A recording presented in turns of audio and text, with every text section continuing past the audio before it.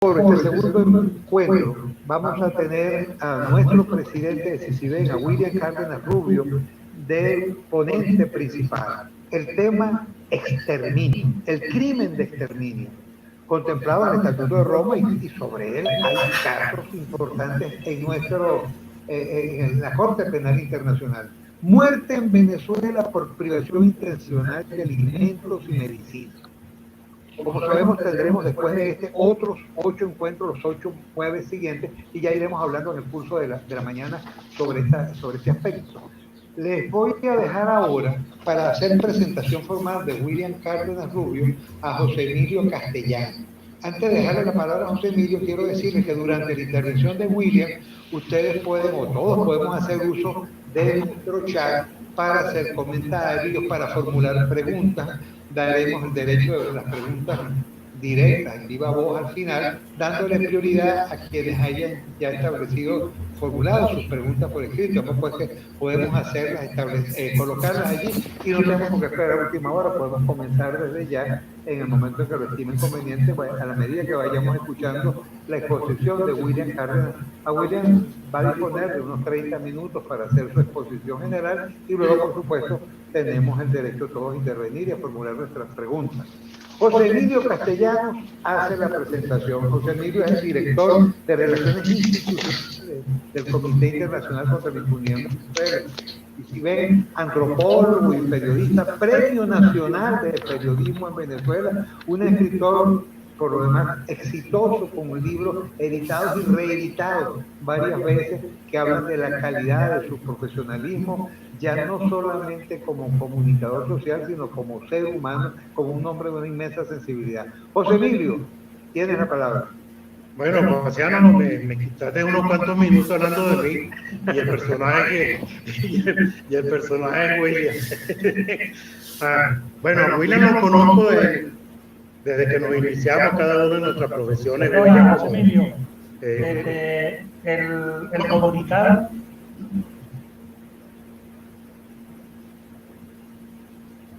Nos da tiempo para hacerlo. El comunicado, si te refieres al comunicado, lo leemos después, más adelante. Guárdalo por ahí. Lo hablamos luego. Gracias. Sí. William, nos conocemos desde nuestros inicios. William, como abogado y diplomático, hacía sus primeros pininos en la Dirección de Cooperación Internacional de la Cancillería, luego una pasantía por Naciones Unidas, etcétera, que lo fueron fogueando. Llega a Madrid por primera vez vestido de luces en su época de guerrillero, que alternaba con sus dos profesiones, y luego como diplomático.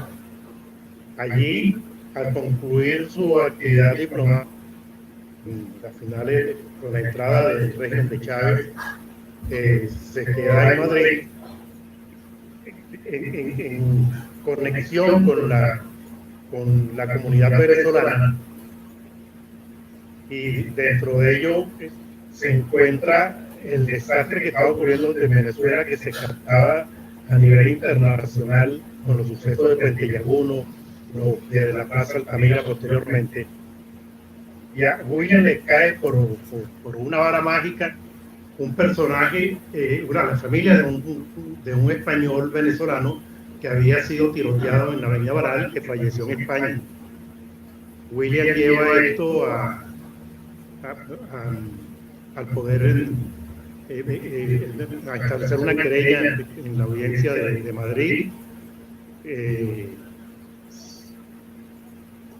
con posterioridad la audiencia encuentra que habían elementos para trasladarla a la Corte Penal Internacional, y en el 2004 la envían en el 2003. En el 2004 William se hace presente en la Corte para concretar la entrega de la documentación y abrir de allí el pinino del primer caso de una investigación contra la primera, un Estado parte, que era Venezuela, Estado parte del Tratado de Roma y de la Corte Penal. William encuentra luego que era un hecho concurrente, sistemático, cuando se da lo de la Plaza Altamira, donde también hay otras víctimas. Esto comienza a darle cuerpo al expediente, pero a la vez comienzan a ver los asomos del primer fiscal de la Corte, quien no actúa, quien iba guardando las documentaciones. Paralelamente, España se estaba llenando de venezolanos. William se da cuenta de que están desamparados y acude a un instrumento que reposaba en el olvido, que era el Estatuto de los Desplazados. Él toma el Estatuto de los Desplazados, que permite a ciudadanos que han llegado al país como producto huyendo por situaciones de sistemática violencia, de persecuciones, de violación de los derechos humanos, de carencia de alimentos, medicinas, etcétera. Y el Ejecutivo, ya en manos de Rodríguez, de la gente Rodríguez Zapatero, etcétera, comienza a eludirlo. William, como buen torero, se va al centro del ruedo y se dirige directamente al rey de España. Y el rey da una orden al Ejecutivo y de allí pasa al Parlamento, donde fue aprobado por mayoría absoluta. A partir de allí, hasta este momento, hay 100.000 venezolanos con sus familias que reciben los beneficios de la legalidad en España y de la derecho al trabajo, permiso de trabajo. William luego establece una batalla por las desviaciones o omisiones que se estaban registrando en la Corte Penal con el fiscal, con el primer fiscal, al extremo tal que termina siendo denunciado públicamente por cuentas sospechosas, ocultas, cuentas millonarias, a lo que se va a sumar luego lo que era su segunda en la fiscalía,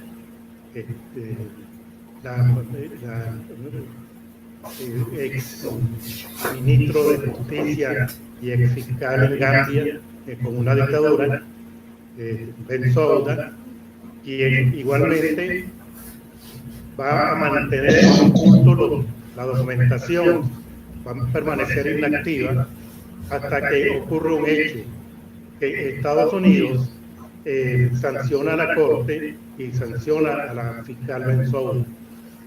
Allí inmediatamente aterrizan el presidente de la Corte Suprema de Venezuela, de la Corte Ilegal, el canciller de Venezuela, más el coqueteo permanente con la embajadora en el Reino de los Países Bajos, hermana del ministro Al-Saini, y de pronto ella le da paso a una demanda que introduce el régimen de Venezuela contra Estados Unidos. Allí pues se va coleado el expediente de lo que se llama Venezuela 1 y Venezuela 2, y William se convierte en un paladín de la denuncia permanente a través de medios de comunicación, de la radio y la televisión en España, de lo que estaba ocurriendo en la Corte Penal Internacional.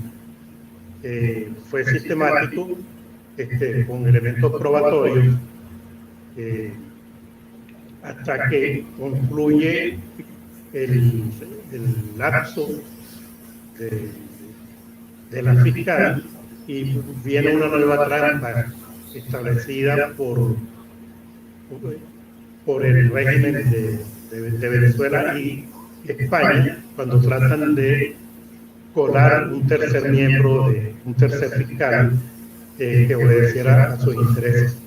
Allí se hace un cuerpo común, si se ven, en su conjunto a librar una batalla que concluyó con una comunicación que se le dirigió al secretario general de las Naciones Unidas, que obtuvo una respuesta prácticamente inmediata, porque lo que había sido un juego de maniobras durante 2 o 3 meses entre diciembre del 2020 e inicio del 2021 concluyó con la designación final del nuevo fiscal Carmen, que está llamado a modificar y enmendar todo la crucera anterior y dar paso.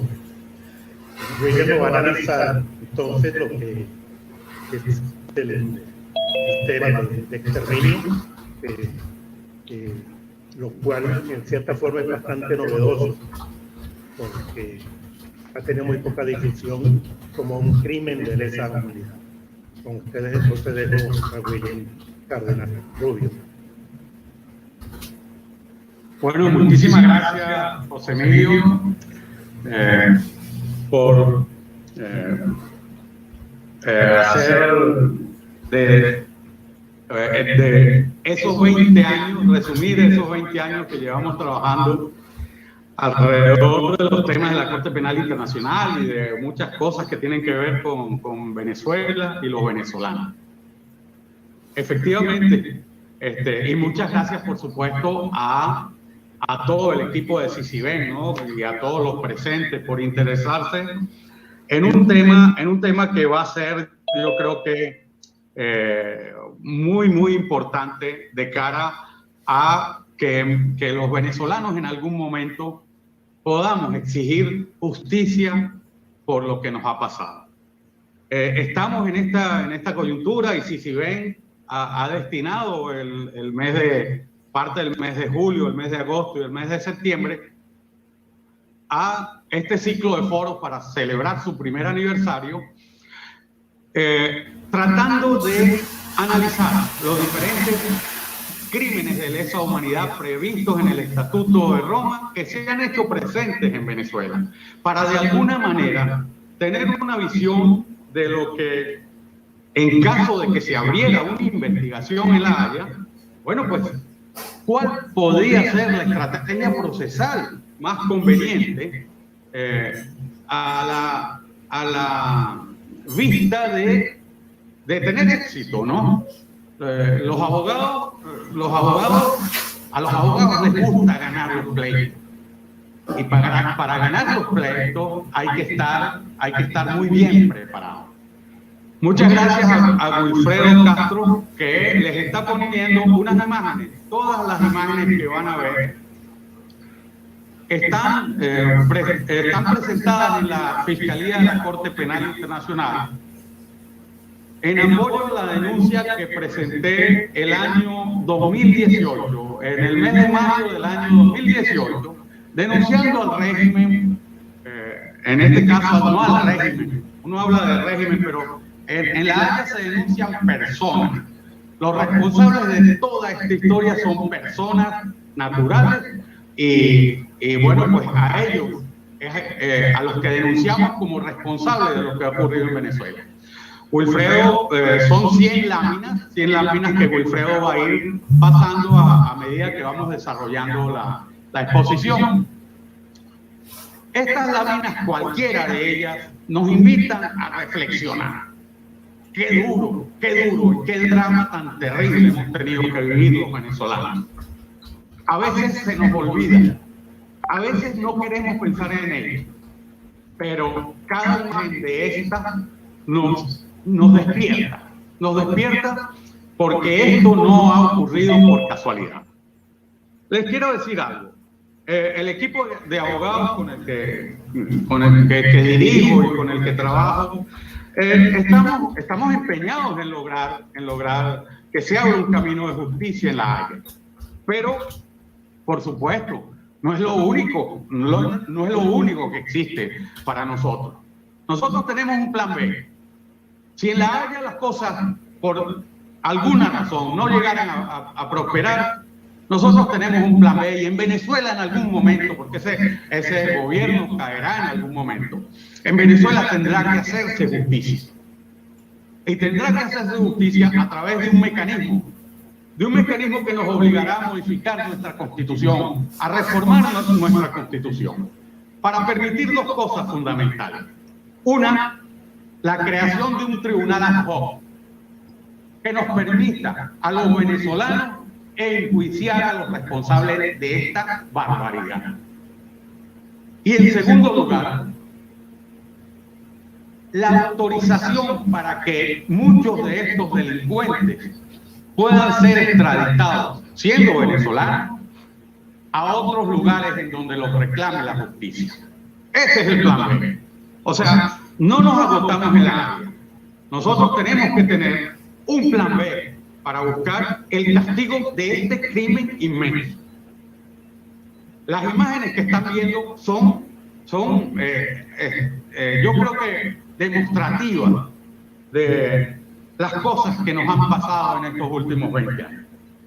Les queremos decir también, y les quiero decir también, que el propósito de esto es, como decía hace un momento, diseñar una estrategia procesal que tenga visos de que tenga éxito, o sea, de que se desarrolle con responsabilidad y que tenga posibilidades de éxito. Por eso, cada uno de los delitos que vamos a ir viendo, cada uno de los crímenes que vamos a ir viendo durante este tiempo, bueno, pues nos permitirá darnos cuenta en qué intensidad se ha cometido ese crimen en Venezuela y qué posibilidades de éxito existe en la denuncia para establecer las responsabilidades a los que han cometido estos crímenes en Venezuela. ¿Qué hacemos los abogados? Bueno, en el grupo hay varios abogados y seguramente van a coincidir conmigo que cuando tenemos un caso de naturaleza especialmente penal, ¿no? Pero en cualquier caso, los abogados subsumimos los hechos en el derecho, en la jurisprudencia y en la doctrina. Esa es nuestra misión para poder entender qué es lo que tenemos en nuestras manos y qué podemos hacer con ello. Bueno, y es evidente, nosotros tenemos en nuestras manos crímenes de lesa humanidad. Esto ya lo dijimos el año 2002, cuando el año 2002 recibimos eso que comentaba José Emilio hace un momento, a una madre de un español que nos decía, ¿qué hago? ¿Cómo demando esto? Y cuando nos pusimos a trabajar en el tema, nos dimos cuenta que no estábamos ante crímenes comunes, ante delitos comunes, ante asesinatos comunes. No, nos encontramos ante una acción criminal que paulatinamente se fue convirtiendo en una política de Estado. ¿Y cómo ocurrió esto? Bueno, esto ocurrió porque efectivamente se fueron dando las condiciones para que esa política de Estado se instalara en la vida cotidiana de los venezolanos. Empezamos a ver cómo se utilizaba se utilizaba el monopolio de la violencia que tiene el Estado, se utilizaba de una manera excesiva, permitiéndose que en las manifestaciones, que en el año 2002 ya se dieron de una manera importantísima. No se puede ver lo que se exhibe. Sí. Ok, por favor, apagar los micrófonos. Les ruego apagar los micrófonos. Ok, por favor. Yeah, I would like to see this. Wilfredo, ¿puedes aportar?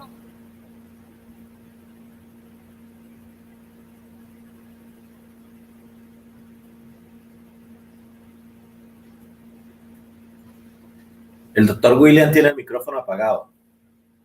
William, abre tu micrófono, ¿sí? Vale. Ok. Volvemos. Comentaba que ya para entonces, para aquella fecha, nos damos cuenta de que de que cuando se reprimían manifestaciones, bueno, pues se reprimían con una violencia espectacular. Y muchas veces se disparaba, pero no se disparaba para disolver una manifestación. Se disparaba a matar, ¿no? Y se disparaba a matar de manera sistemática y de manera sistemática y generalizada, porque a medida que sigan produciendo más manifestaciones y más acciones de protesta de una parte de la sociedad venezolana que podemos definir como oposición política, pues en esa misma medida arreciaban los ataques y se hacían cada vez más truculentos y más dramáticos y con un efecto mucho más perjudicial para quienes resultaban víctimas o resultaban heridos o los mataban o terminaban en las cárceles torturados por un régimen que empezó a hacer valer algo que para nosotros era sorprendente. El régimen empezó a contar con el apoyo y a captar al Poder Judicial. A captar al Poder Judicial y a captar a quien tiene el monopolio de la acción penal, que eran los fiscales. Y resulta que los fiscales no denunciaban estos hechos. Y resulta que cuando los denunciaban y los jueces los atendían, bueno, pues se adelantaban procesos para sustraer de sus responsabilidades a los ejecutores de los crímenes. Esto, obviamente, nos estaba dando un perfil de un gobierno que estaba sustentado en la fuerza y en un manto de impunidad.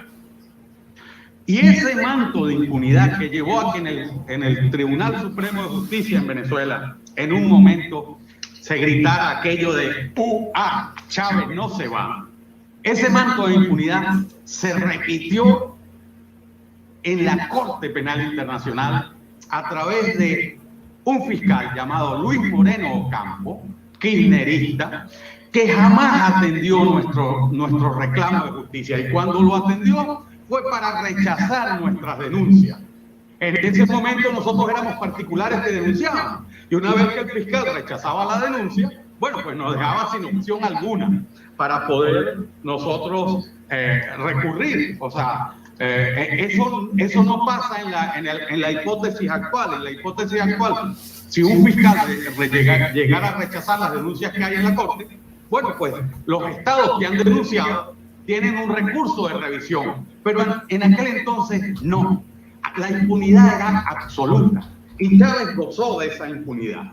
Gozó de esa impunidad y no solo gozó de esa impunidad, sino que además hizo uso de algo que como telón de fondo nos retrotrae a los crímenes más repudiables que han ocurrido dentro de la comunidad internacional. Chávez y el chavismo empezaron a utilizar un discurso de odio contra el opositor político. Aquello de vamos a freír las cabezas de adecos y copellanos, ¿lo recuerdan? ¿Verdad que sí?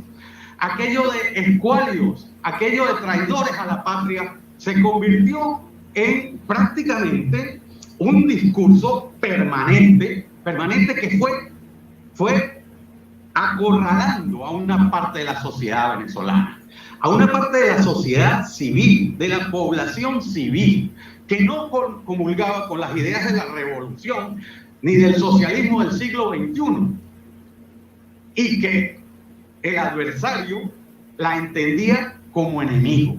O sea, estamos ante una situación en la que la lucha se produce por razones de poder político. Aquí no estamos atacando grupos de venezolanos o de personas por su nacionalidad, por su etnia a la cual pertenece, por motivos religiosos o por motivos raciales. No, el motivo aquí es político. Y eso es lo que diferencia el crimen de exterminio del crimen de genocidio. O sea, en el exterminio, la definición de la población que resulta atacada es más difuso. Es más difuso porque, bueno, pues son personas que simpatizan a lo mejor con opciones políticas diferentes a la gubernamental. Entonces, bueno, todo esto nos va dando un perfil de un gobierno que empieza a dirigir toda su estrategia a acorralar esa parte de la población. Y encontramos que el gobierno empieza a expropiar. ¿Y expropiar qué? Expropiar fincas, expropia propiedades y empresas productoras de alimentos, expropia, por supuesto, expropia bienes que son de titularidad de opositores. Este empieza a ser un acoso constante, un acoso permanente, un acoso que va creando un temor en la sociedad. Un temor. O sea, existe la convicción de que hay un enemigo que está en el gobierno y que tiene mucho poder y que te aterra porque tiene instrumentos y utiliza los instrumentos del poder para amenazar a esa sociedad. También ocurre que esa población se empieza a asustar y es normal. En cualquier circunstancia parecida, una sociedad sometida a ese acoso permanente, a ese discurso de odio, esa sociedad, bueno, se mantiene, hay una resistencia que se mantiene y que lucha, pero empieza a ser objeto de una represión constante. Caramba, fue el caldo de cultivo importantísimo, ha ocurrido en otros momentos y en otras situaciones en lo que la comunidad internacional ha vivido hechos de esta naturaleza. El discurso de odio es capital y es el que señala y es el que va orientando hacia quién es el objetivo y a quién hay que acabar, a quién hay que destruir. Y el verbo clave del crimen de exterminio, el verbo clave es destruir. Con este ambiente, y no me voy a extender en esta parte porque ustedes la conocen, ustedes la han vivido y la han sufrido como la hemos sufrido nosotros. Bueno, pues ya se van dando los pasos, muere Chávez, llega Maduro, y se van dando las condiciones idóneas para, en medio de este manto de impunidad que te permite hacer lo que te da la gana, utilizar mecanismos mucho más sofisticados para llevar a esa población perseguida a vivir situaciones todavía más precarias, todavía más difíciles. Y entonces nos encontramos con que efectivamente llega Maduro al poder y con Maduro empiezan a aparecer situaciones dramáticas de desabastecimiento de alimentos. Caramba. Y cualquiera nos puede hacer pensar que ese era el resultado lógico de una crisis. No. Aquí hubo una manipulación intencional de someter a una sociedad, a una población que además continuaba protestando y se resistía al dominio que estaba ejerciendo un régimen ahora en manos de Maduro. Bueno, pues había que someterla, pero con condiciones, estableciendo condiciones de vida insostenibles. O sea, esta es la aplicación más civilina que se puede imaginar nadie de lo que puede hacer un grupo de personas desde la jefatura del Estado para someter a una población. Bueno, lo peor que le puede pasar a una persona es decirle, oye, que tú no vas a comer, ni tu familia, ni tus hijos van a poder comer, ¿verdad? Solo podrán comer los que tengan el carnet de la patria. ¡Caray! ¡Qué rasgo más notorio de la discriminación! O sea, comen los que sean afines a mi pensamiento, comen los que sean afines a mi gobierno, pero el resto no come. Y entonces se inventan aquello de los comités locales de abastecimiento y producción. Miren, en la denuncia que yo tengo en La Haya, tengo denunciado a ese que llamaron el Cristo de la economía, a Alfredo Serrano Mansilla. Alfredo Serrano Mansilla es un ciudadano español que estuvo en el gobierno con Maduro y que era el director de este organismo perverso, a través del cual se daban cajas de comida a unos y a los otros se les dejaba morir de hambre. Y esto con pleno conocimiento de lo que estás haciendo, porque tú sabes muy bien que si no les das comida a los miembros o a una parte de la población, esa parte está condenada a morir de hambre. Esa es la consecuencia lógica de esto. Pero esto no se quedó allí. Resulta que no solo fueron los alimentos. Al poco tiempo dejaron de aparecer en los anaqueles las medicinas. ¡Caray! Las medicinas que son esenciales para una sociedad cualquiera, para tener niveles de salud aceptables. Bueno, pues de pronto empezaron a desaparecer las medicinas. Empezaron a hacerse operaciones de triangulación a través de las cuales las medicinas venían de la India,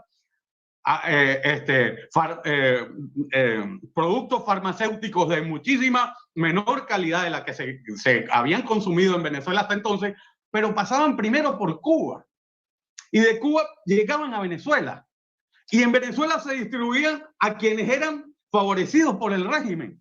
Pero ahí estamos viendo las colas de la cantidad de gente haciendo cola para conseguir medicinas en los anaqueles. ¡Qué cosa más perversa, Dios mío! ¿Cómo utilizar un instrumento esencial para la salud? Imagínense los pacientes de enfermedades crónicas, de cáncer, de diabetes, de hipertensión, de cualquier, no se me ocurre, hay mucha. Esa gente simplemente se murió. Se murió porque no pudo tener la atención que correspondía. En una oportunidad, recuerdo que una serie de personas que necesitaban trasplantes hicieron una protesta en la Avenida Libertador y se sentaron allí para protestar. Bueno, hubo muchas protestas, pero hubo protestas de médicos, de los médicos que se negaban a asumir la responsabilidad de tratar a personas en los hospitales sin tener qué medicina darles para poder solucionar los problemas de salud que se les presentaban. Bueno, todos hemos conocido ese drama terrible que ha sido la falta de medicamentos en Venezuela. No me voy a extender tampoco más en esto, todos lo saben y lo conocen, ¿verdad? Pero también les tengo que decir, no fue solo falta de alimentos y medicinas. Fue que coincidencialmente, entre comillas, esta lámina es vieja, esta lámina, ahora esto se multiplicó por 2.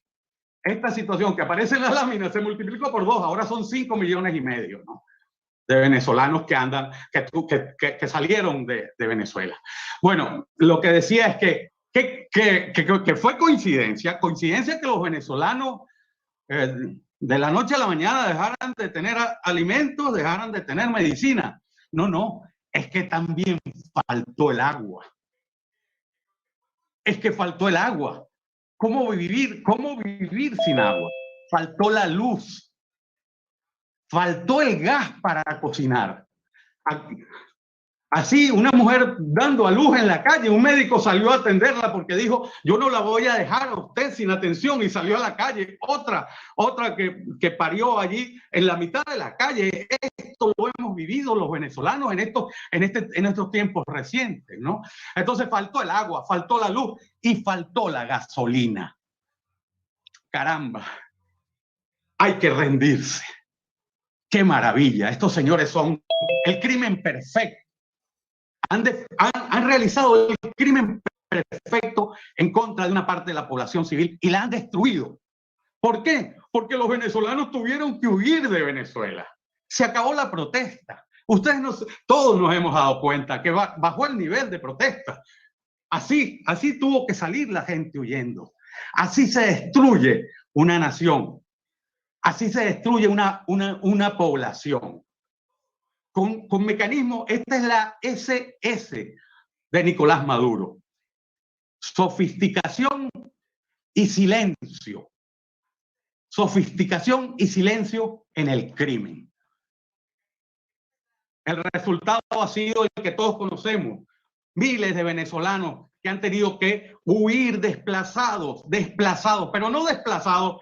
Este es otro delito, este es otro crimen de lesa humanidad. El desplazamiento, el traslado forzoso de la población en el Estatuto de Roma está condicionado por el uso de la fuerza. Pero la fuerza entendida en términos de coacción, cuando crea unas condiciones de vida que son insostenibles, bueno, pues esto es un traslado forzoso. O sea, los venezolanos que han tenido que salir huyendo de Venezuela porque las condiciones de vida simplemente los condenaban a morir, han quedado perfectamente incluidos dentro de la tipificación de traslado forzoso de población.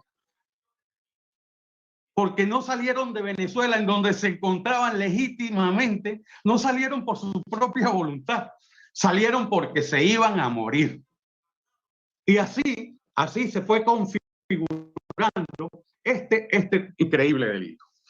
Esto daría para mucho y podríamos hablar mucho tiempo. Pero ya tengo que ir perfilando lo que ha ocurrido. Caramba. De esta manera estos señores, miren, en el Guaire, tomando agua del Guaire. De esta manera estos señores han cometido el crimen perfecto contra la población venezolana. El crimen de exterminio está definido en el Estatuto de Roma de la siguiente manera. Dice, el exterminio comprenderá la imposición intencional de condiciones de vida, entre otras, la privación intencional del acceso a alimentos y medicinas encaminadas a causar la destrucción de una parte de la población. Y le voy a decir qué dice el diccionario de la RAE en relación al verbo destruir. El verbo destruir es deshacer o reducir a trozos pequeños una cosa material. Y eso es lo que han logrado hacer esta banda de criminales, porque no es otra cosa que se han instalado en el poder político venezolano. ¿Ante qué estamos? Estamos ante un crimen de lesa humanidad, por supuesto. Los crímenes de lesa humanidad, les voy a decir rápidamente, han tenido una evolución en el último siglo, una evolución muy importante, ¿no? En 1868 ya se mencionaban los crímenes de lesa humanidad, los crímenes contra la humanidad en la Declaración de San Petersburgo, por el uso de ciertos explosivos y proyectiles. En 1907, la cláusula Marten, durante la Cuarta Convención de La Haya sobre leyes y costumbres de la guerra, también hacía mención a los crímenes de lesa humanidad. En 1919, después de la Primera Guerra Mundial, con ocasión de la matanza de armenios por parte de los turcos, 600.000 armenios. Bueno, pues ya se enfoca el problema de los crímenes de lesa humanidad de una manera más directa, pero siempre vinculándolos a la existencia de un conflicto armado.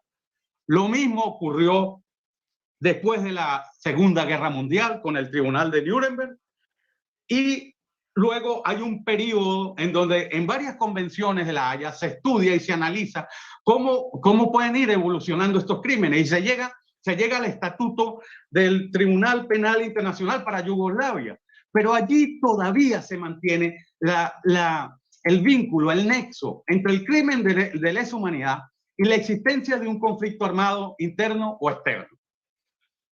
Esto cambia bastante con el estatuto del Tribunal Penal Internacional para Ruanda. Aquí ya hay una desvinculación entre conflicto armado y ataques a la población civil.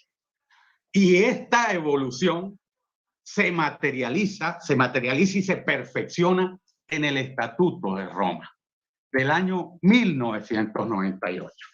Y aquí en el Estatuto de Roma es donde viene el problema para estos amigos que se creían impunes y que se creían que iban a poder cometer toda esta barbaridad y que no les pasará absolutamente nada. Nosotros, el equipo de abogados con el que trabajo, hemos llegado a la conclusión de que el más grave de los crímenes que se ha cometido contra el pueblo venezolano es el crimen de exterminio, porque se ha materializado en la destrucción de una parte de la población civil. Lo que no se imaginaban estos señores era que este es un caso de esos raros, donde generalmente el derecho va a la saga de los hechos. El derecho primero ocurren los hechos sociales, conflictos sociales que derivan en determinadas situaciones, y el derecho viene a tratar de ordenar los desajustes que se puedan producir. Bueno, en este caso estamos ante una situación, en este caso estamos ante una situación completamente distinta.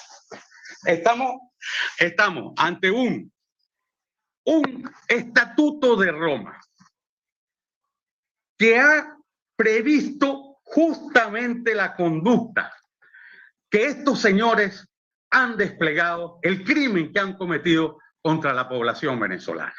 O sea, nunca se imaginaron, o si se lo imaginaron, se sintieron con tal poder y con tal impunidad que jamás pensaron que podían quedar sumergidos dentro de esta historia, sumergidos dentro de una tipicidad penal que los hace responsables de los crímenes que han cometido. Por ahí hay un señor que se llama, Alex Saab, que lo tienen en la Costa de Marfil, ¿no? Y que lo quieren extraditar a los Estados Unidos por qué sé yo, las cosas que le imputan desde los Estados Unidos. Bueno, resulta que este señor Saab colaboró con el tema, tuvo un negociado con Nicolás Maduro, con una empresa de la que Nicolás Maduro y unos testaferros eran dueños, que importaba alimentos. Este señor, por supuesto, ha sido cómplice de este crimen terrible. Importaban alimentos y el señor Alex Saab tenía que ver con el tema de las bolsas CLAP. Bueno, pues este señor, aparte de lo que tiene pendiente en los Estados Unidos, tendrá que atender, si se llega a dar inicio a una investigación en La Haya, tendrá que atender su responsabilidad en esto, como la tendrá que atender Alfredo Serrano Mancilla también, al que acabo de mencionar, como la tendrán que atender los bolichicos. ¿Ustedes recuerdan los bolichicos? ¿Recuerdan lo de las plantas eléctricas? Bueno, esos señores fueron colaboradores y cómplices de ese crimen, ¿verdad?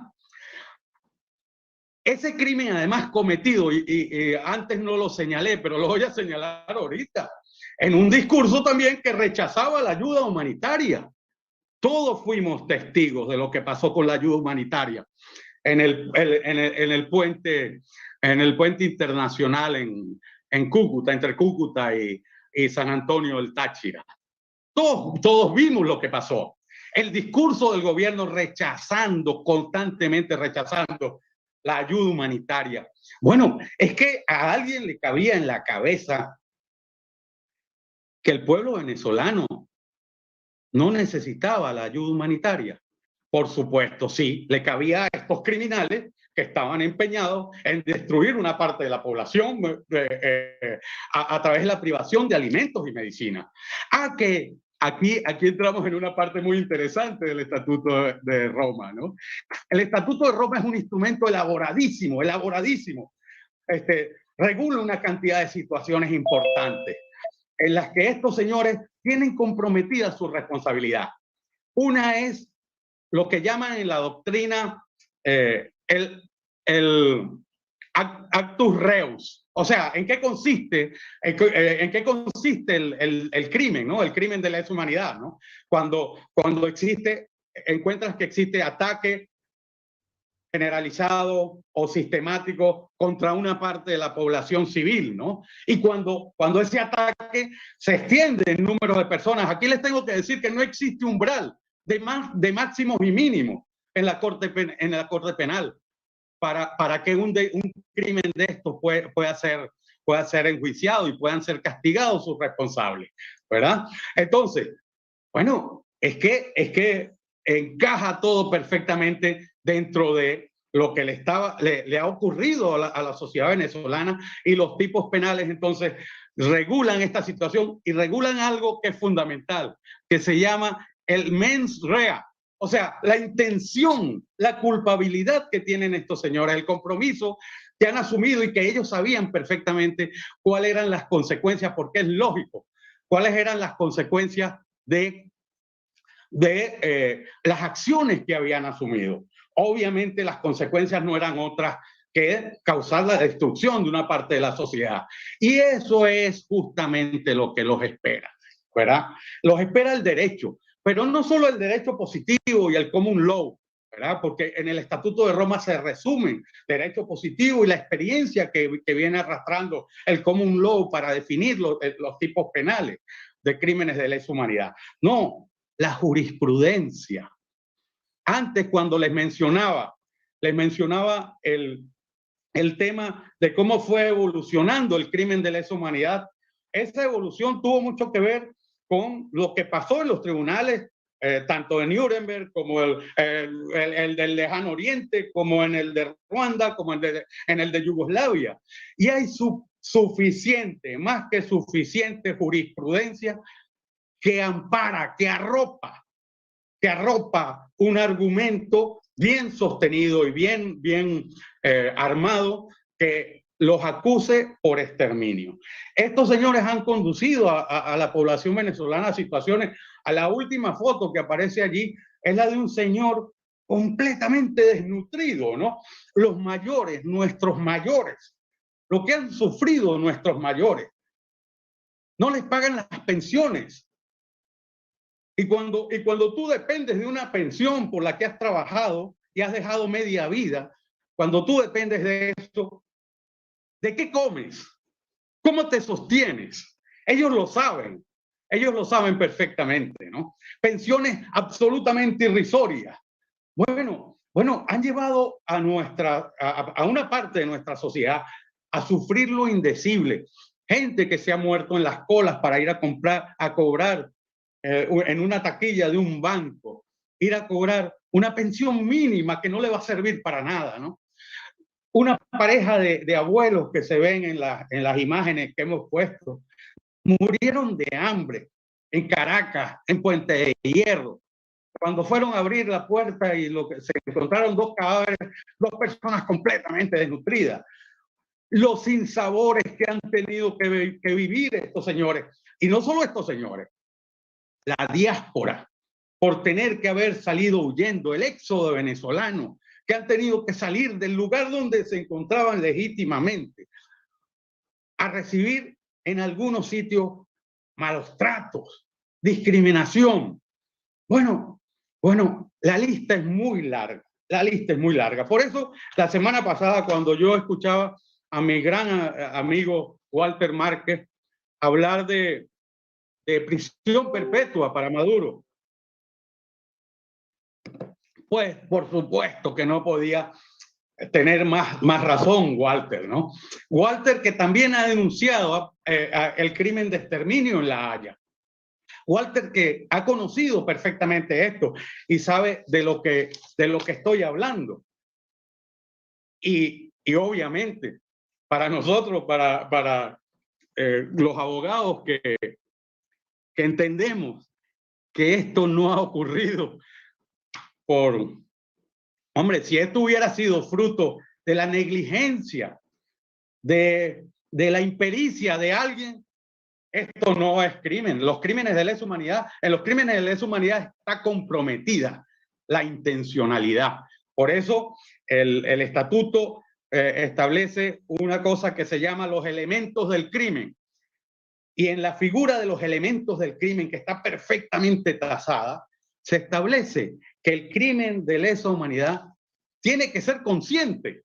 El individuo tiene que ser consciente de lo que está haciendo. Obviamente, todo esto que ha ocurrido en estos años no ha sido fruto de la casualidad. Aquí ha habido un plan, aquí ha habido política de Estado, pero no tenemos que demostrar ese plan, no tenemos que demostrar la política de Estado, tenemos que demostrar los hechos. Hechos probados conducirán a estos señores que se han portado, que han cometido, yo creo que el peor de los crímenes que se pueda haber cometido con un pueblo entre el siglo XX y lo que llevamos del siglo XXI en nuestra América. Entonces, entendemos, quienes estamos apostando por esto, entendemos que este es el crimen más grave que se ha cometido. Es más, estos señores acostumbrados a jugar con el Poder Judicial, en Venezuela han hecho lo que les ha dado la gana con el Poder Judicial. Nombran los jueces, los magistrados de la Corte Suprema de Justicia, escogen a las personas que son afines a sus ideas para impedir que pueda ocurrir alguna decisión, se pueda dar alguna decisión en su contra. Bueno, estos señores se han atrevido a tratar de hacer lo mismo en la Corte Penal Internacional y han presentado una denuncia en la que acusan al gobierno a algunos funcionarios del gobierno de los Estados Unidos de ser los responsables de lo que les he narrado. Qué perverso, qué cínicos. Quieren jugar con la justicia internacional igual que juegan con la justicia venezolana. Bueno, yo creo que les va a resultar bastante complicado. Y si las cosas se dan como esperamos que se den, tenemos que hacer un esfuerzo para llevarlos ante los jueces, ante los magistrados de La Haya, y que tengan que responder por este drama. 5,5 millones, una parte de la población venezolana destruida. La destrucción es eso, como lo dije al principio. Deshacer o reducir a trozos pequeños una cosa material. Eso es lo que han hecho a través de la imposición intencional. La imposición de la privación de alimentos y medicina, pero además de alimentos y medicina, agua, luz, gas, gasolina. ¿Quién haciendo una cola desde las 5 de la mañana para llenar un tanque de gasolina una semana va a salir a protestar? Nadie. Es pedirle ¿qué le pides a ese señor? Bueno, esa es nuestra realidad y nosotros tenemos que hacer un esfuerzo. Yo creo que estamos cerca para que esto tenga un correctivo ejemplar. O sea, no basta que salgan del poder. No. Estos señores tienen que rendir cuentas ante la justicia. Muchísimas gracias y bueno, quedo completamente a la orden para cualquier pregunta y comprometido en el esfuerzo que realiza CICIBEN. Muchas gracias. Gracias, mi querido William. Estupenda tu exposición. Ciertamente que nos ubica perfectamente en el tema. Exterminio, muerte en Venezuela por privación intencional de alimentos y medicina. Con una estupenda claridad nos deja como ese es uno de los crímenes de lesa humanidad que actualmente está conociendo la Corte Penal Internacional. Yo voy a presentarles ahora al doctor Francisco Valencia, pero antes permítanme decirles que en nuestro chat tenemos el saludo de varios de los participantes, María Luisa Ávila de Mérida, en nombre de todos ciudadanos sociedad civil, igualmente el Juan José Monzán, mi querido embajador, felicitaciones, saludos, gracias por acompañarnos. Rosina Calcina, debemos impulsar una constituyente. Juan Carlos Moro nos informa que estamos al aire no solamente por esta vía, sino por Facebook, que está transmitiendo en este momento igualmente en vivo nuestro programa. Guillermo Wolf, discurso más consignas, hacían los nazis. Eddie Ramírez, buena presentación y fotos dramáticas, por supuesto de acuerdo. Pero hace una pregunta que responderá luego William. Pregunta si es posible enjuiciar a culpables sin necesidad de crear tribunales ad hoc, los cuales son controversiales. Pero ya volveremos sobre esa pregunta Sería bueno brindar a la CPI una declaración, un diario de circulación, nos dice Guevara Roger. Bueno, dejémosle entonces ahora con el doctor médico Francisco Valencia. El doctor Valencia es director de la Coalición de Organizaciones por el Derecho a la Salud y a la Vida. Él está en Miami y queremos cederle 10 minutos para que nos explique, Francisco, cómo marcha esto, cómo lo ves, y a partir de la exposición que ha hecho William, cómo miras el caso en la Corte Penal Internacional. El doctor Francisco Valencia. Bueno, gracias por esta invitación. Quiero aclarar, no soy médico, yo soy un venezolano más. Ahí te pasó una, pero no era la del metro. Hay una voz ahí. Sí, Adriana María, te rogamos cerrar el micrófono. Sí, no, bueno, decía que yo soy Francisco Valencia, no soy médico, soy una persona más que junto con un grupo de compañeros fundamos Codevida en el año 2003 y soy persona afectada por la situación de la emergencia humanitaria.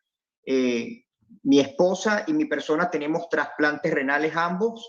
Recientemente, hace 5 meses, un segundo trasplante recibí.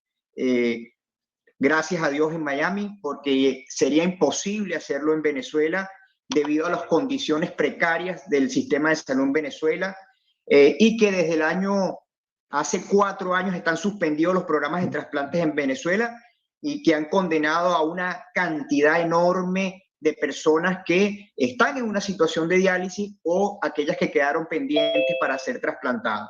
Codevida es la coalición de organizaciones por el derecho a la salud y a vida, que está conformada con organizaciones que trabajan con el VIH, cáncer de mama, personas con situaciones renales, hemofilia, en fin, una cantidad de organizaciones que trabajamos con condiciones de salud crónica. Codevida desde el año 2014 viene alertando no solamente a las autoridades en Venezuela, sino a la comunidad internacional de lo que estaba ocurriendo en ese momento. La escasez de medicamentos. Y esto hay que recalcarlo porque la gente o el régimen trata de decir que esto se debe a las sanciones que ha impuesto distintos países del mundo. No, la situación viene desde el año 2014, donde denunciamos que en ese entonces habría una crisis humanitaria en Venezuela y que se podría convertir en una emergencia humanitaria si no se atendía a tiempo. Lamentablemente esto no fue así. La comunidad internacional le costó entender que en Venezuela se estaba implementando una emergencia humanitaria donde muchas personas estaban falleciendo por la falta de insumos y medicamentos, quizás pensando de que como un país petrolero que debería ser rico, tiene a una población sometida sin medicamentos. Entonces fue un trabajo muy duro de Codevida, enseñar ante la comunidad internacional de lo que estaba ocurriendo, y por el otro lado teníamos a un lobby con mucha plata de un gobierno que acudía a estas audiencias internacionales como las Naciones Unidas, donde negaba una y otra vez que en Venezuela ellos estaban capacitados para surtir a 5 países si ellos quisieran. Eso obviamente no fue así. Los números hoy en día son números dramáticos. Para ese entonces, podemos decir que más de 300.000 personas que dependen de medicamentos de alto costo, personas con condiciones de salud crónica, trasplantados, personas con VIH, mujeres con cáncer de mama, están a la deriva sin tratamiento. Obviamente, muchísimas muertes han ocasionado y siempre hemos dicho, son acciones deliberadas que han llevado a esta situación de emergencia humanitaria. En el 2017, el gobierno eliminó las listas de compras de medicamentos para personas con condiciones de salud crónica. En reuniones en el Instituto Venezolano de Seguro Social, en el Ministerio de Salud, decidieron a los trasplantados no le vamos a comprar medicamentos, ya se van a morir. A las personas con cáncer ya están en fase terminal, vamos a eliminarlas y no vamos a comprarle medicamentos. Así de descaro y de criminal se ha comportado el régimen ante la situación de salud. Podemos decir que hoy en día la situación es muchísima más compleja, y a partir del año 2017 las coaliciones y las organizaciones que trabajamos en el tema de salud ya denunciamos que de una crisis humanitaria pasamos a una emergencia humanitaria compleja. Cuando estamos ante una emergencia humanitaria compleja, esto abarca todo, en lo social, en lo político, obviamente en la salud, que ya es ingobernable. No hay capacidad de respuesta por parte del régimen ante lo que ha causado durante años, que es el deterioro y el desmantelamiento del sistema de salud en Venezuela. ¿Qué tenemos hoy en día? Todos los días tenemos reportes de personas que están falleciendo por falta de tratamientos, bien documentado, lo tenemos gracias a organizaciones aliadas, a pesar de que el cerco de estas instituciones en dar estadística, hemos podido levantar informes. Tenemos un informe reciente que se va a presentar en el examen periódico universal de las Naciones Unidas, donde tenemos números concretos de la afectación de la situación de salud en Venezuela. Las instituciones internacionales hoy en día están más claras de la situación, pero por otro lado aún tenemos a un régimen que sigue negando que existe una emergencia humanitaria, aunque tímidamente han permitido uno que otro avión de algunos insumos médicos a través de la Cruz Roja. Y tímidamente porque la situación es tan devastadora que es imposible aliviar la emergencia que viven más de, nosotros tenemos un cálculo que más de 18 millones de personas están en una situación de afectación física o mental en Venezuela por la emergencia humanitaria, y que de estas 7 millones de personas requieren atención de inmediata en el tema de salud. Obviamente con 2 ni 3 aviones esta situación se va a solventar. Y más cuando tienes a un régimen que utiliza estos insumos como instrumento político para en momentos de elecciones y a su favor, utilizando algo que es el carnet de la patria, que es totalmente ilegal. Para uno recibir tratamiento solo se requiere la cédula de identidad para ser atendido en un centro de salud. Aplicando estas políticas, y lamentablemente lo que le hemos pedido a las autoridades internacionales de ayuda humanitaria, que se debe tramitar toda esta ayuda ante organismos que tengan credibilidad y bajo la observación de organizaciones que trabajan en el área de la salud. Ahora la pandemia ha agravado la situación y obviamente la corrupción nuevamente toma posesión del tema de las vacunas, donde la prioridad es para su entorno y no para ni siquiera el personal de salud.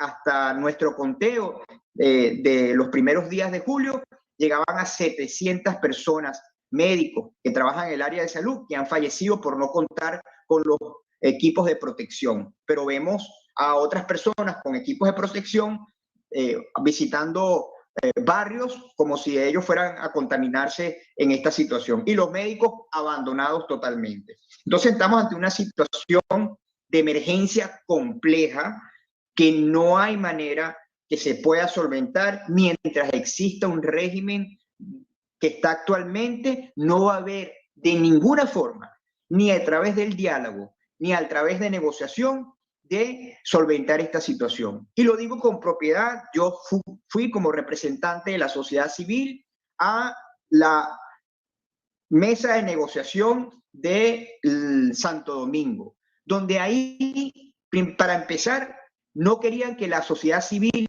vinculada y que conoce el tema humanitario participara. Y fue a través solo de la presión de las organizaciones que nos permitieron a 2 representantes asistir. ¿Tocaron el tema humanitario? No tocaron el tema humanitario porque no les interesa el tema humanitario. Entonces, mi forma personal es que la situación, lamentablemente, deliberada que está en Venezuela, no se va a solventar mientras exista un régimen criminal que ha causado cientos de muertes y que los hospitales ya no tienen la capacidad de atender a la población. Una persona que asista a un centro de asistencia médica, tiene que comprar sus guantes, las gasas, las inyectadoras, todo. O sea, no existe un sistema público gratuito en Venezuela. Eso es falso. El que diga que exista está mintiendo, porque la persona que tenga que ingresar a través de un centro de salud público tiene que comprar todos sus insumos y tiene que comprar sus medicamentos. Esto ha generado, como comentábamos, la migración forzada de miles de personas que tienen condiciones de salud para otros países, para evitar morir en Venezuela y hacer un esfuerzo, vender todos sus enseres y acudir a otros países para recibir su tratamiento. Muchos de ellos han fallecido porque obviamente cada país tiene sus leyes. Muchos de otros han recobrado su calidad de vida porque han logrado conseguir sus tratamientos. Entonces la situación en Venezuela es una situación de alarma, es una situación ante un Estado criminal que debe pagar, no solamente el jefe del régimen, sino todos los ministros de salud que han pasado por el Ministerio de Salud. Para una prueba tan descarada que da valor a lo que ha sido deliberado este crimen con la población en el tema de salud, en el 18 de marzo, el expresidente del Seguro Social, que huyó a Colombia, siendo él también responsable de la situación hoy en día de salud en Venezuela, y en una entrevista en NTN 24 con Idania Chirinos, confesó que los medicamentos se guardaban para un control político en el momento que ellos consideraban que era necesario sacarlos. Y en esos momentos eran cuando hay una constituyente o cuando había una elección. Se retenían y eso significaba negarle la vida y que muchas personas perdieron la vida por esta retención. Y es culpable quien lo denuncia, por quien estuvo al frente de esa institución, tuvo que en su momento denunciarlo. Y así han sido todos los ministros. Se han aprobado presupuestos para restablecer más de 14 hospitales en el país y ninguno se llevó a cabo. Entonces estamos ante un régimen criminal que iba a seguir obviando la situación de salud de los venezolanos y porque le conviene cierta forma, porque cuando tienen el caso de la pandemia, el control de las vacunas, puede manipular y hacer lo que les da la gana para que esa población haga lo que diga el régimen. Y aquí obviamente las muertes se van a multiplicar. Esto va agravado por la escasez de gasolina, por la falta de servicios públicos en el tema del agua, en el tema de la luz. Personas que reciben diálisis, para darle un ejemplo, 15.000 personas recibían diálisis hace aproximadamente 4 años. Hoy en día solo quedan 5.000. Los otros fallecieron por condiciones de las unidades de diálisis, por falta de medicamentos y por no contar con un programa de trasplantes en Venezuela. Que por cierto, si nos vamos al lado de los niños, el hospital referencia de Venezuela, que es el JM de Los Ríos, ya los niños que estaban ahí, ya se llevan más de 20 muertes, 20 niños que han fallecido, que pudieron haber estado trasplantados y viviendo su vida activa, si el gobierno le interesara un poco lo que es la salud y la vida de las personas. El gobierno ha violado siempre la Constitución, nunca ha garantizado y le ha interesado garantizar la vida de las personas que están en una situación de salud crónica. Tenemos las estadísticas recién salidas del horno, estamos dispuestos a partir del lunes a compartirlas con quien nos las pida. Estos informes han sido levantados gracias a las organizaciones que se encuentran en cada estado del país y ahora a la Organización Médicos Unidos de Venezuela, quien ha hecho un extraordinario trabajo en levantar la situación actual de los centros hospitalarios del país, cómo ha decaído la disponibilidad de camas que existen en Venezuela para atender a la población.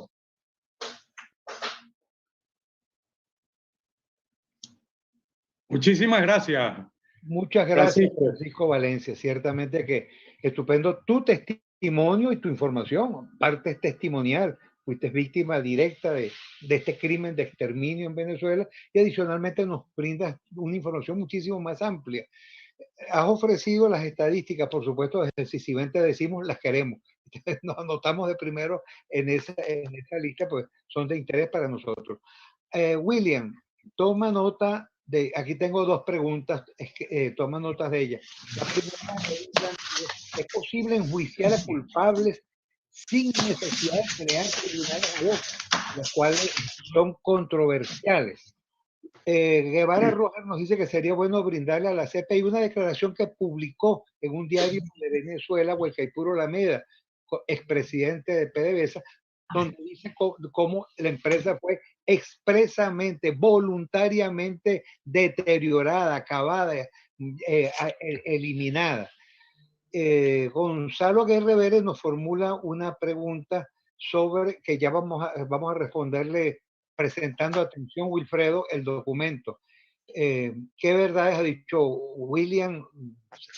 Pregunta Rosina, o sea, o alega, porque le parecen estupendas las verdades que ha dicho.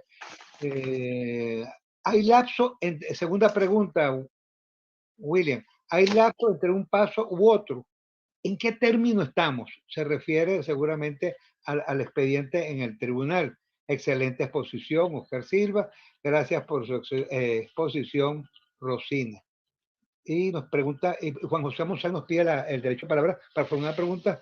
Estamos felices, Juan José, de escucharte, pero entonces vamos primero a responder la pregunta de Gonzalo Aguirre Vélez. ¿Cómo corrió la versión de que el nuevo fiscal de la CPI debía pronunciarse a más tardar el 23 de julio?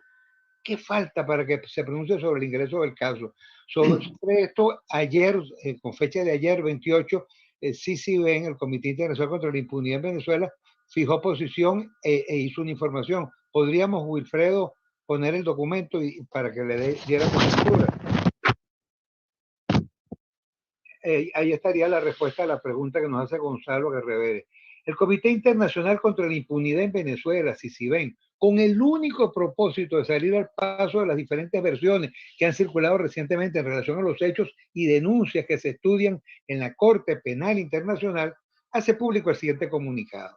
Primero, ratifica toda su confianza en la independencia e imparcialidad tanto de los magistrados de la CPI como del nuevo fiscal de la Corte, en el estudio y consideración de que les permiten tomar las decisiones más ajustadas al derecho penal internacional en el caso Venezuela 1.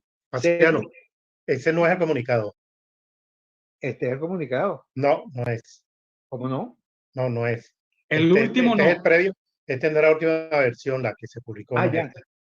Entonces, yo no tengo la otra versión. Esta fue la que me llegó. ¿Tú la tienes, José Emilio? Sí. Ok, entonces si quieres, José Emilio, ubícala y la ponemos después, se la envías a Wilfredo. Correcto. Con Wilfredo. Correcto. Y vamos a ir adelante. Vamos entonces ahora a responder las preguntas y cederemos la palabra luego a Juan José Monzón y a María Luisa Ávila. William. Sí. Tienes 2 minutos para responder las 2 preguntas. ¿Cómo no? Me voy a permitir simplemente 2 líneas. Leer una jurisprudencia del Tribunal del Tribunal Internacional que juzgó a Charles Taylor por crímenes de lesa humanidad, ¿no? El tribunal dice en una parte de la argumentación de la sala de primera instancia, dice: este maltrato de civiles durante el gobierno de la Junta demuestra que el régimen apuntó específicamente a la población civil para minimizar cualquier resistencia u oposición al régimen. O sea, así de sencillo ha ocurrido. Unos han recurrido a matanzas, a tiros, a machetes. No, nosotros, ¿cómo? Nos vamos a manchar de sangre. Nuestro Maduro y sus amigos fueron mucho más civilinos y recurrieron al hambre para dominar a la población. Mira, hay una pregunta que tiene que ver con la creación de los tribunales ad hoc, tengo que decir, es que la justicia penal internacional se ha aplicado hasta que se crearon, hasta que se creó el Estatuto de Roma. Se ha creado como una justicia de aplicación retroactiva. O sea, han sido tribunales ad hoc, el de Nuremberg, el de la Yugoslavia, el de Ruanda, se han creado posteriormente a los hechos. Solo existe esta experiencia, que es el resumen de todo lo que ha pasado, que pretende que las leyes sean anteriores a los delitos. Pero cuando yo hablé de los tribunales ad hoc, hablé de la posibilidad de un plan B, en caso de que no nos funcione lo de la Haya, que nos cansemos, mira, le damos un portazo y algo tendrá que pasar para que en Venezuela un día tengamos que juzgar a estos señores. La Constitución, nuestra Constitución impide la creación de tribunales ad hoc. Bueno, pues eso lo tendremos que cambiar. Tendremos que crear un tribunal ad hoc para juzgar esos hechos. ¿Que va a aplicar retroactivamente la ley? Sí. Y es que merece aplicarse retroactivamente la ley para juzgar unos crímenes tan repugnantes. Pero además de eso, tendremos que producir la adaptación del Estatuto de Roma, la adaptación del Estatuto de Roma a la legislación venezolana. Ahorita el tipo de genocidio, eso no lo tenemos, con eso no podemos juzgarlos en Venezuela porque no los podríamos castigar, ¿verdad? Tendríamos que producir la modificación de la legislación venezolana, la creación de un tribunal ad hoc que lo juzgue y lo que les he dicho antes, autorizar la extradición de nacionales que hayan cometido crímenes de narcotráfico, que muchos de estos señores están involucrados en temas de narcotráfico y están reclamados por otros países, especialmente por el gobierno de los Estados Unidos. Gracias, William. El embajador Juan José Monzán dispone de 2 minutos para formular una pregunta y comentarios. Micrófono, Juan, micrófono.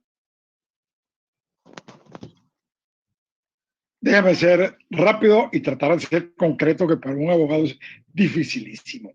Pero bueno, ya parte William respondió una inquietud que tenía yo. Él habló del plan B.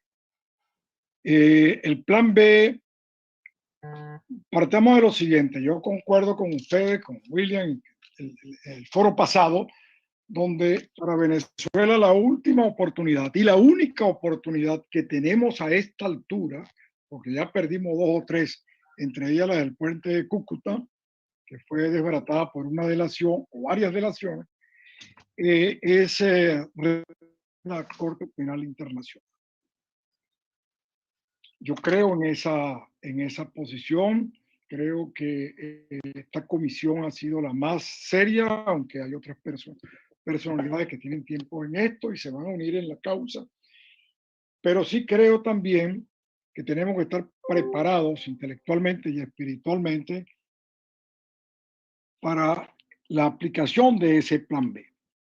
Como Paciano sabe, cuando yo estaba más activo en Benamérica, sigo siéndolo, pero a nivel de teórico y con el corazón, siempre he creído, luego de un análisis consciente, serio, político y reflexivo y desprendido de pasión, de que a tal grado ha llegado la situación inédita de Venezuela, no solamente en la región mundo occidental, que solo a través de la creación y la conformación de una fuerza multinacional de liberación se podrá realmente rescatar o refundar un país, sobre todo rescatarlo del crimen internacional organizado, tal como se planteó la semana pasada. Siento que deberíamos ir, y yo pongo a disposición algunos adelantos de los estudios cuando participábamos activamente en Benamérica en eso, sobre los diferentes acuerdos que se pueden esgrimir. Y creo que si la comunidad internacional occidental y la región, nuestra región continental de América, no estaba preparada hace apenas 1 año o 2 años para crear una fuerza de tal magnitud, hoy sí lo está comenzando a estar, porque se está escapando de la decisión de las grandes potencias del continente y de los pequeños países latinoamericanos y del Caribe, la solución y la toma de la destrucción de los valores democráticos. La pregunta es para William, concretamente. Bueno, William, ya que hablaste del plan B, teniendo este excelente plan A, si el plan A se estanca y no se llega a ninguna parte, ¿estamos anímicamente dispuestos a un plan B en ese sentido? Embajador, mire, yo con el equipo que me acompaña, ¿no? 20 años apostando por salida civilizada. Y lo más civilizado que hay de los conflictos internos e internacionales entre los pueblos, entre los hombres, es la justicia, ¿verdad? Nos hemos dotado de instrumentos jurídicos, de instrumentos legislativos, la jurisprudencia riquísima, ha aportado toda una riqueza extraordinaria para tratar de solucionar nuestros problemas. Y nosotros llevamos 20 años buscando esta solución. Pero de la misma manera, le digo que entendemos a qué, hoy he narrado qué es lo que hemos sufrido, ¿verdad? Lo entendemos perfectamente. Yo voy a hacer una comparación, voy a tratar de hacerla brevemente. Que lleguen a tu casa unos ladrones, que se metan, que te golpeen, que golpeen a tu mujer, que golpeen a tus hijos, que se roben todo lo que tienes, que te secuestren, que te amarren, que te aten, que te vejen, que te maltraten, que te quiten, te dejen sin alimentos, te dejen sin luz, que te mantengan en esa situación. Caramba, ¿cómo no va a ser lógico que venga la fuerza pública? ¿Cómo vamos a pensar que no, si todo el corazón, con el corazón afligido, todos dentro de esa casa estarán deseando que venga alguien a liberarte, ¿verdad? O sea, el derecho natural es la base de todos los derechos, ¿no? Los hombres lo hemos ido tratando de crecer y elaborar teorías mucho más a lo mejor complejas, ¿verdad? Pero ese derecho natural es absolutamente válido, ¿no? Yo creo que con eso le respondo lo que me dice, ¿no? Exactamente. Gracias, William. Y gracias, Juan José, por tu estupenda pregunta. María Luisa Ávila había solicitado el derecho de palabra. María Luisa, ¿estás por allí? María Luisa. Sí, por aquí estaba paseando. María Luisa, como que no nos escucha. Francisco, se llamó la palabra Francisco Olivares. 2 minutos. Micrófono, Francisco, micrófono. Micrófono, Francisco. Ahora sí, ¿se oye? Perfecto. Ok. Un saludo pues a toda la gente de este estupendo panel y gracias por la invitación. William, una pregunta que tengo es la siguiente. Cuando tú hiciste referencia a que cuando se introduce en la Corte Penal este tipo de procesos, se acumula toda esta información que se viene recogiendo desde hace muchos años y allí se juzgan personas. Entonces, cuando hablamos personas, me pregunto si junto con toda esta investigación y con todo este material que se consigna en la Corte Penal, se pone la lista de nombres responsables en cada área, porque veo que son muchos además, ¿no? El tema del hambre, el tema las agresiones directas, los presos, etcétera, etcétera. Entonces me pregunto, ¿hay una lista de personas, nombre y apellido en cada una de las áreas o cómo se opera en ese sentido? Y la segunda pregunta, hay otras organizaciones que, además de CICIBEN, han introducido y han participado en la elaboración de sustanciación de estos expedientes en la Corte Penal.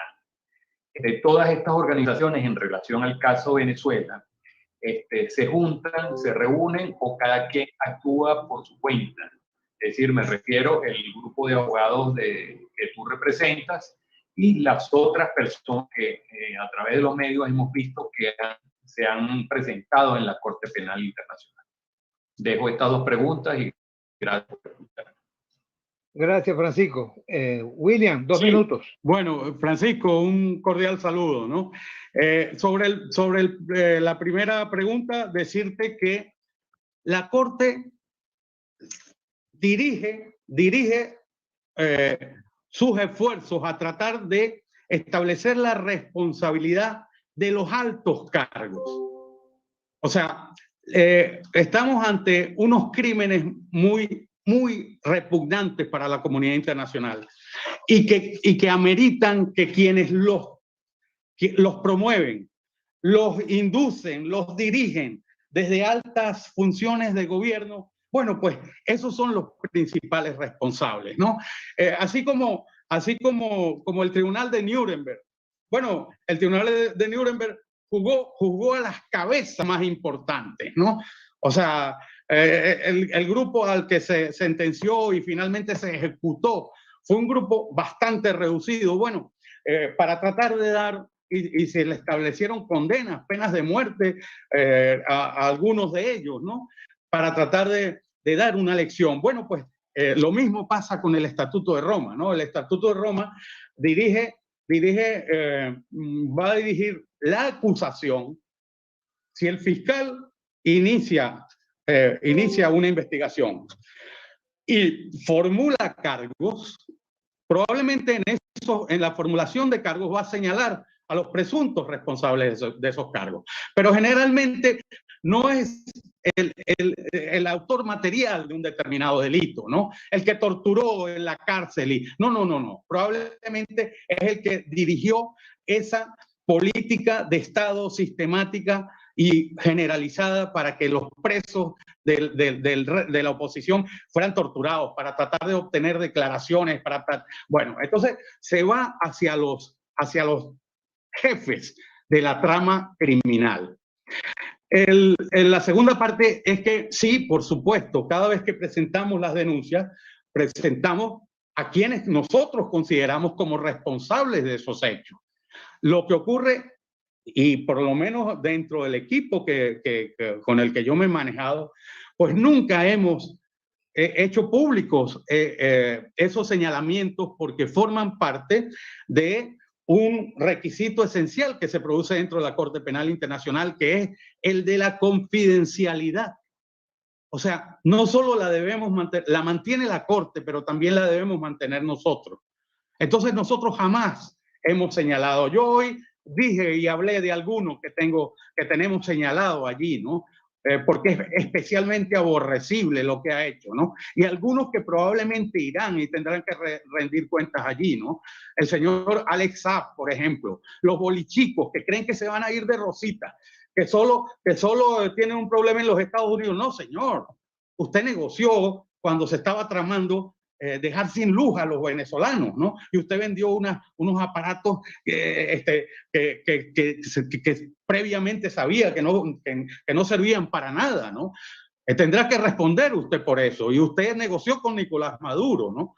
Entonces, hay algunos casos puntuales que hemos hecho públicos, pero normalmente no hacemos público eso. Por otra parte, sí, efectivamente, al principio nosotros tenemos, y tengo que decirlo, nosotros fuimos los primeros aquí en España los que denunciamos a Hugo Chávez por crímenes de lesa humanidad. Fuimos los primeros que hicimos el análisis y entendíamos que no eran crímenes comunes, que eran crímenes que obedecían a un patrón de conducta que estaba tipificado en el Estatuto de Roma. Y empezamos, y ahí nació lo que hoy se conoce, como, perdón,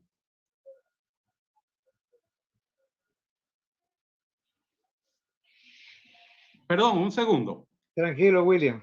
No que tienes problema allí. Sí, digo que ahí nació lo que hoy se conoce como caso Venezuela 1, ¿no? Es el caso que estamos todos pendientes a ver si Karim Khan, en un momento prudencial, no sabemos cuándo, bueno, pero puede abrir esa investigación, ¿no?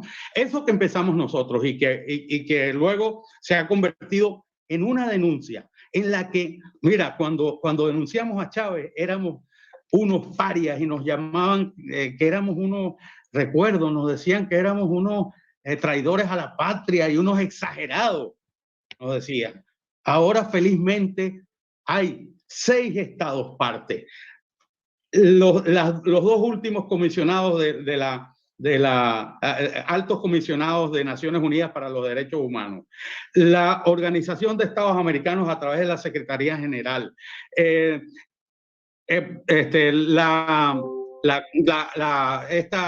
esta misión independiente de la ONU que señaló que allí se están cometiendo crímenes de lesa humanidad. O sea, felizmente, esto ya no es lo de Chávez. Chávez tenía mucho poder y tapaba bocas y nos acorralaban y nosotros estábamos en unas condiciones de inferioridad. Maduro ya no tuvo la misma fuerza y a Maduro se le está denunciando. Y yo creo que estas instituciones que he mencionado, más la cantidad de personas como nosotros, como Walter, como muchos particulares que hemos hecho un esfuerzo para que esto las víctimas tengan una opción donde se investiguen esos crímenes. Bueno, pues yo creo que formamos parte de un todo.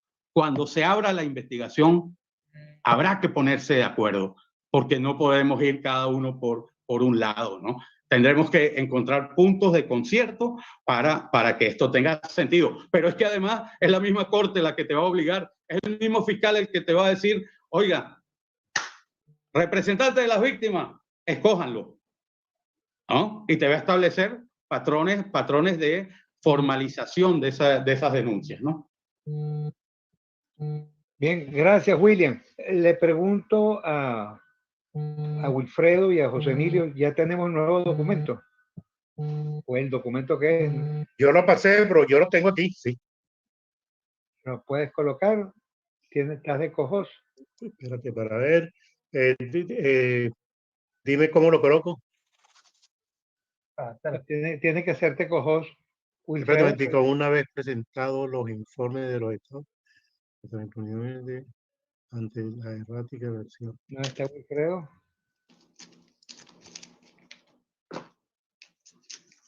Ya.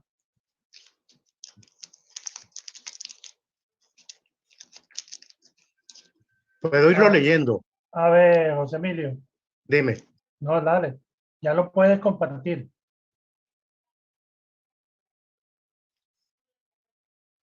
Espérate un momento.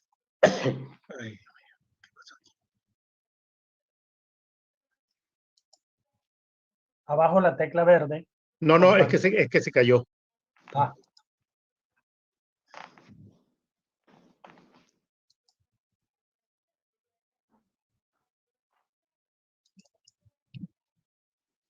Creo que ahora sí. Vamos a otra cosa mientras ustedes se ponen de acuerdo. Dime, ¿a qué le doy?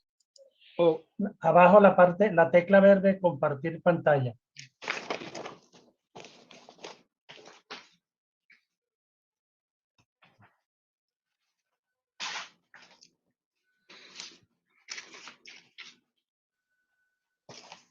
No me sale. Emilio, se lo envías a...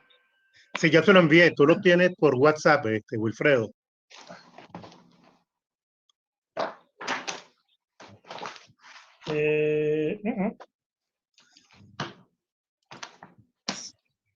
Sí, mándamelo seguro. de nuevo. Mándamelo de nuevo. Ok, pásaselo. Y mientras tanto me gustaría preguntarle a William.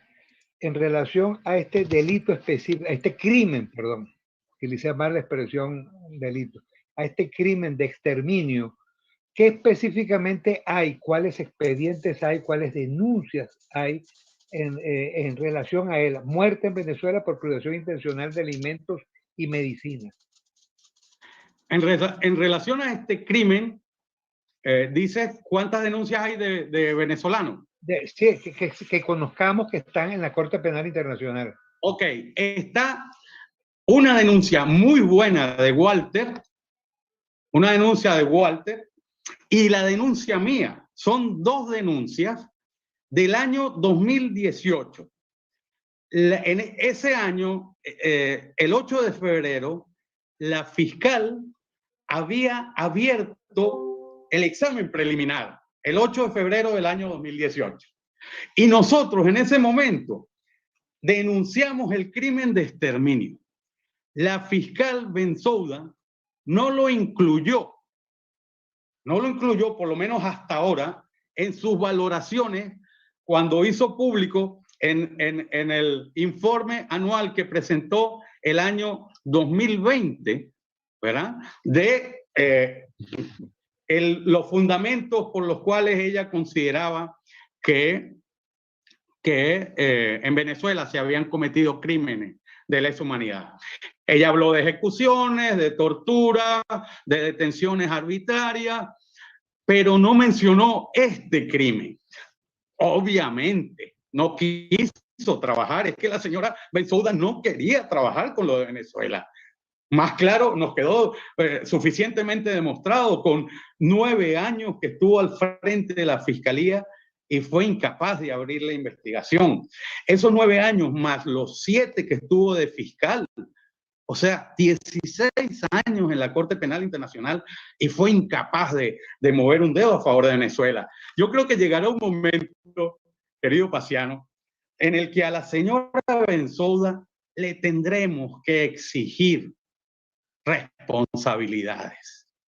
O sea, la señora Bensouda, aunque está amparada por ese régimen extraordinario de inmunidad que establece el Estatuto de Roma para fiscales y magistrados y otros funcionarios, ¿verdad? Tendrá que llegar un momento en el que la señora Bensouda y el señor Luis Moreno Campos nos tengan que decir por qué sometieron al pueblo venezolano a esta situación tan grave y por qué extendieron ese manto de impunidad a personas que estaban cometiendo crímenes y que se los estábamos poniendo sobre la mesa, ¿no? Entonces lo que sí ocurrirá, Paciano, para completarte la respuesta es lo siguiente. Si se abre la investigación, las víctimas pueden volver a presentar sus denuncias. Y ese será el momento de Walter. Y ese será el momento en el que iremos juntos. Yo creo que ahí tenemos que ir juntos. Todos nosotros, si ven, tiene que plantarse allí, ¿verdad? Y decirle al señor Karim Khan que no es solo lo que son también otros delitos muy graves los que están por investigarse en relación a Venezuela, ¿no? Claro, nos corresponde esperar todavía un poco más. Y alguien podría decir, bueno, ¿y cuánto más vamos a esperar? Van 18 años. Son los 18 años en los cuales los dos fiscales, el Moreno y acompañado de la señora Bensouda como vicefiscal en los primeros 9 años y en los siguientes a plenitud, ella como dueña completa del escenario, mantuvieron definitivamente un pueblo sometido. No solo no se abrió una sola investigación, sino lo que es mucho más grave, no se tomó una sola medida cautelar para evitar que se siguieran cometiendo los crímenes, porque entonces Venezuela ha estado desamparada, no se ha cumplido con esta fase importante, ¿no? A eso se refiere el documento. Ahora sí lo tenemos. Un día como hoy. No, José Emilio tiene complicaciones ahí. No, yo te lo pasé por tu WhatsApp 2 veces y estoy viendo que lo tienes allí. Lo puedo ir leyendo, Paciano. Léelo, porque yo no lo he recibido. Damos respuesta, pero de lo que se trata es de saber qué pasó, qué ocurrió el 23 de julio. Se generó una expectativa, falsa expectativa. Aquí está en el comunicado, muy brevemente, muy preciso. Adelante, José Emilio. Perfecto, gracias. El Comité Internacional contra la Impunidad en Venezuela, CICIBEN, ante las erráticas versiones que han circulado recientemente respecto a las acciones y denuncias que se estudian en la Corte Penal Internacional, hace público el siguiente comunicado.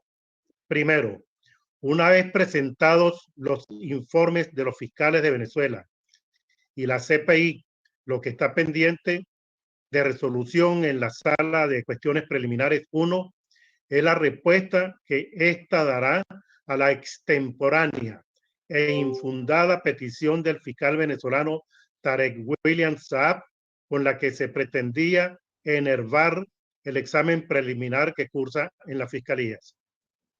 Segundo, CICIBEN ratifica toda su confianza en la independencia e imparcialidad tanto de los magistrados de CPI como del fiscal de la Corte Penal Internacional CPI, Karim Khan, en el análisis y consideración que les permitan tomar las decisiones más ajustadas al derecho en el caso Venezuela.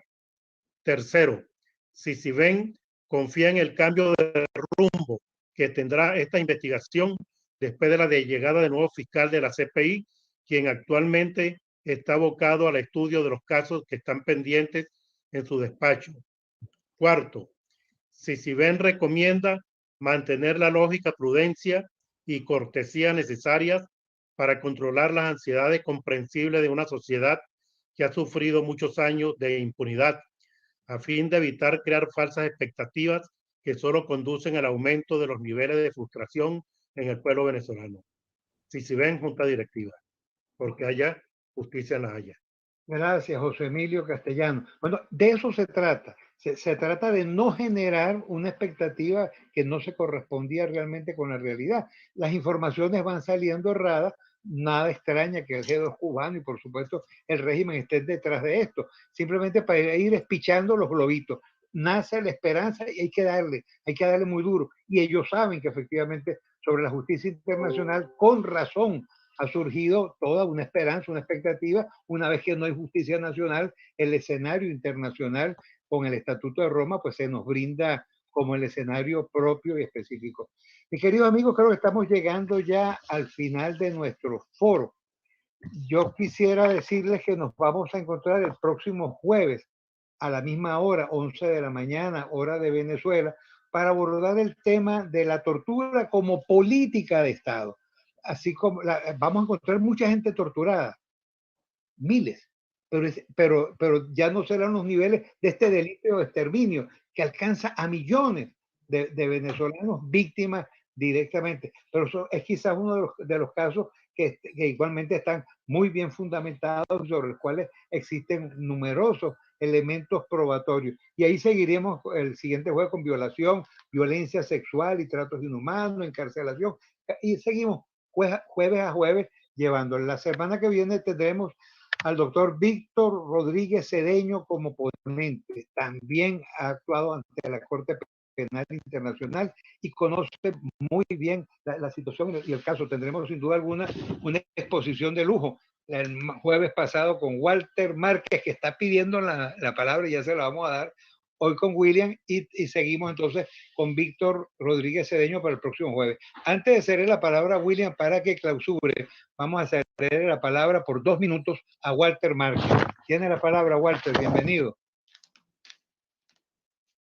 Simplemente a nombre de la Junta Directiva, interpretando el sentimiento de todos, pues reconocer el trabajo durante muchos años de William Cárdenas, también todo el equipo que nos está acompañando, Wilfredo Castro, Juan Carlos Moro, que está retransmitiendo en la frontera este evento, el esfuerzo de Marciano, que lo sacamos de un viaje que andaba con la familia, tuvo que regresar para monitorear esta actividad, y José Emilio Castellanos, que ha hecho un excelente esfuerzo comunicacional.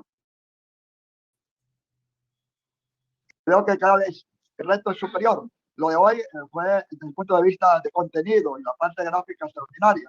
Así que, como director general de CICIBEN, pues congratulación para todos los que han hecho posible este evento, y pedirle al que habló a nombre de las víctimas que después, por vía privada, a través de la directiva, nos comunicamos con ellos para ver si parte de esta documentación la podemos consignar con los respaldos CICIBEN y las fundaciones filiales a la Corte como prueba real e individualizada de los crímenes colectivos cometidos en Venezuela, entre ellos el crimen de exterminio y el crimen de deportación forzosa.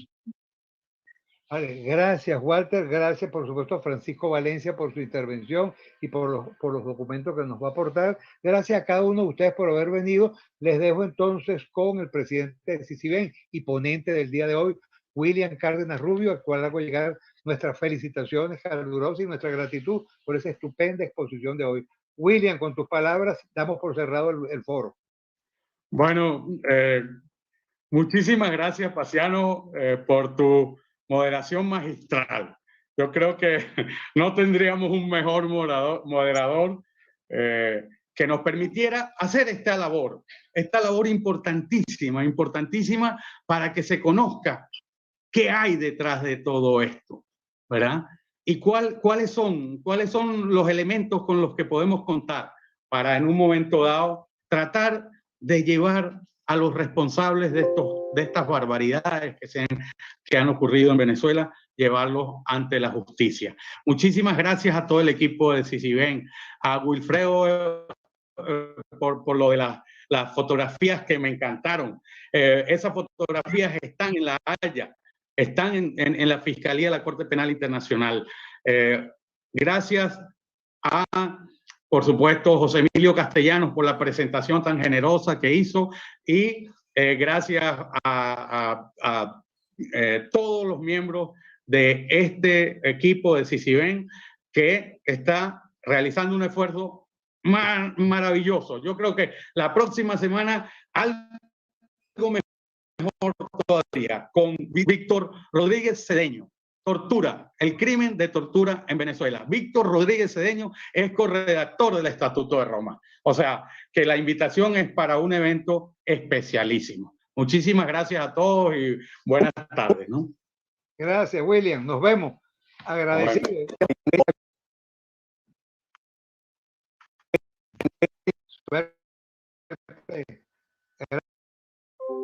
Juan José. Bueno, saludos y estamos en contacto, amigos. Gracias, Francisco. Gracias, Francisco.